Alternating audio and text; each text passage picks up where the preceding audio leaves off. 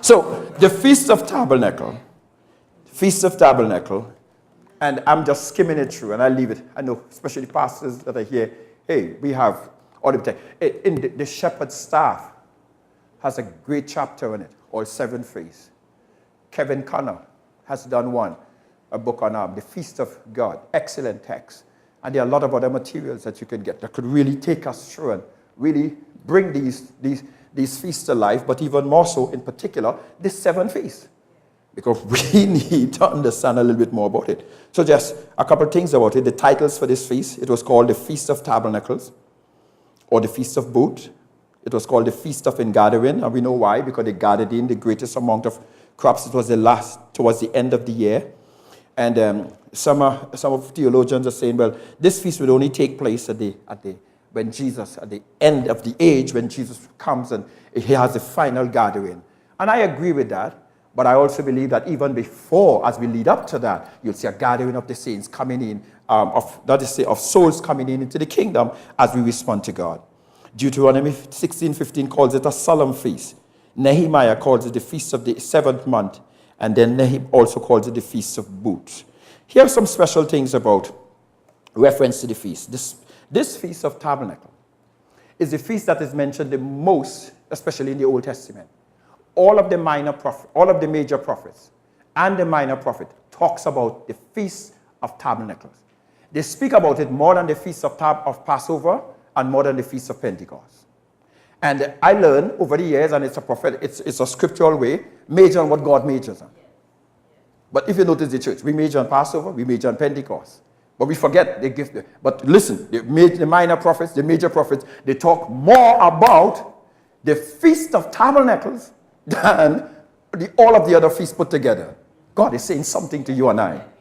Now we need to recognize that there is something, especially for this generation, especially for you and I who are living now in this season.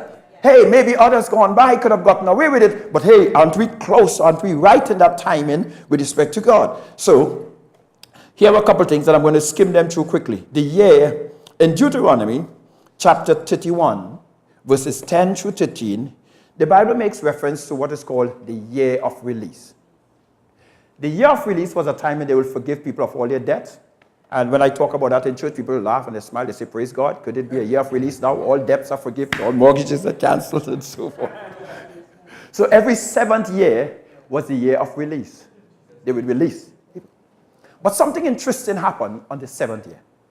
On the 7th year, when that release would actually take place was really when they celebrated the Feast of Tabernacles. It was connected together. And so here what would happen. Every year they will keep the Feast of Tabernacles. But on the 7th year, when they kept the Feast of Tabernacles, they did things differently. They set captives free. Not only did they set captives free, but they took the word of the Lord and they read it for every 7 days. On the 7th year, during the Feast of Tabernacles, they read the word of the Lord. What is that saying to us? During that season, this prophetic moment, the word of the Lord becomes even more clear. There are things that God will explain. You would notice when Ezra and they read it again, and I'm just skimming through a couple of things, because sometimes we read it, but we're not connecting all the dots. The Feast of Tabernacles is spread throughout. You would notice it there. You would notice that in Deuteronomy, it's made mention of there. You would also notice that when Ezra read from the book in Nehemiah chapter 8, he did so at the Feast of Tabernacles. Remember that scripture we often talk about, the joy of the Lord is our strength. Nehemiah chapter 8. Well, read on more, someone you discover they're talking about a time when they were celebrating. It was a joyous occasion of the Feast of Tabernacle. It was a time of rejoicing, a time of celebration. They celebrated that feast for 7 days.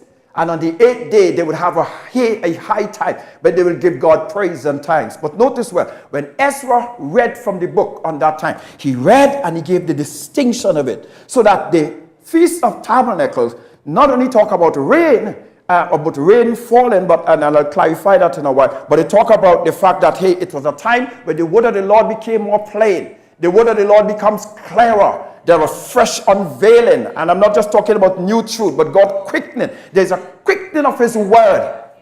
in this season. And that is being done with one thing in mind, the harvest.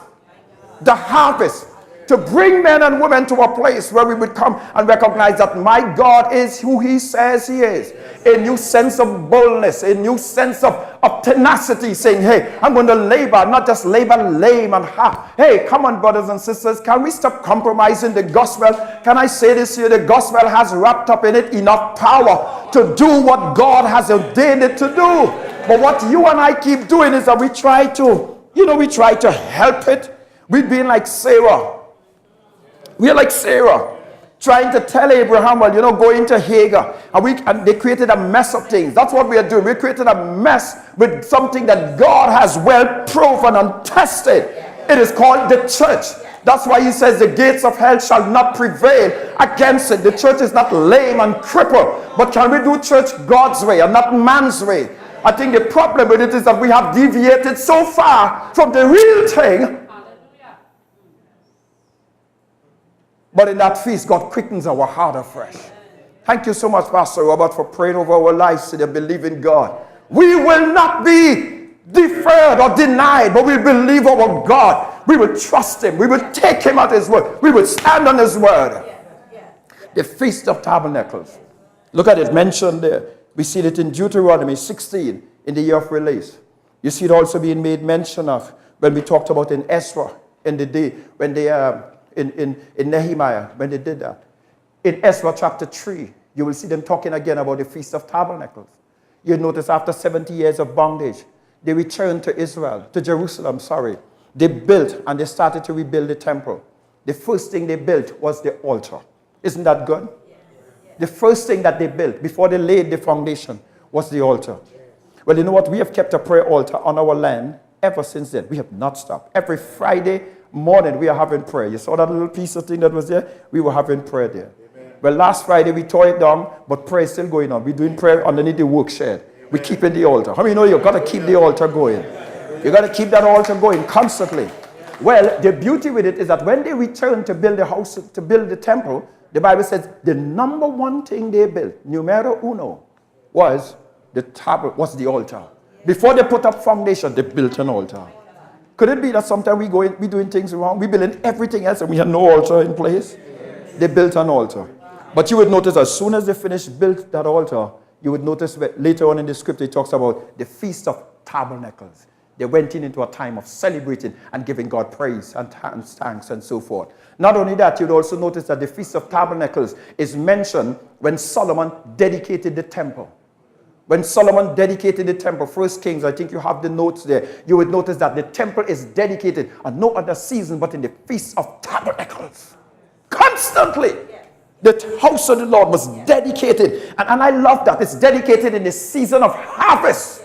You see, sometimes we could get carried away with the physical building. We are thankful to God for these physical structures that we have or that we are building. But the object of God is never just about the physical stuff. So on the Feast of Tabernacles, when Solomon dedicated the temple, it was not dedicated on the Passover time. It was not dedicated on Pentecost, but it was dedicated at the Feast of Tabernacles, symbolic of the time that, hey, this should represent a time when God, in his prophetic moment, will bring in the greatest harvest of soul. Every sanctuary being built should be built with the vision in mind that it should be a harvest of soul. It's not for Pastor Joefield to walk around or Pastor Clyde or Pastor to say, well, praise God, we built a sanctuary and that's the end of it. The object should always be the harvest.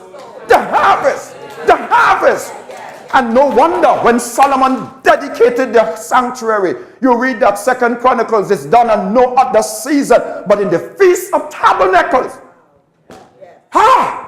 Isn't God saying something to me as a leader that my eyes must always be, I must never lose sight of the harvest. And sometimes if we're not careful, we lose sight of it. And we begin to get occupied with, well, seminars. And I'm not saying anything wrong with seminars and the barbecues. And we're going to do this. We do all of these things there. So, but the dominant thing should be the harvest. The harvest. And we have God's backing to back you and I on that. Solomon's temple is dedicated at that time.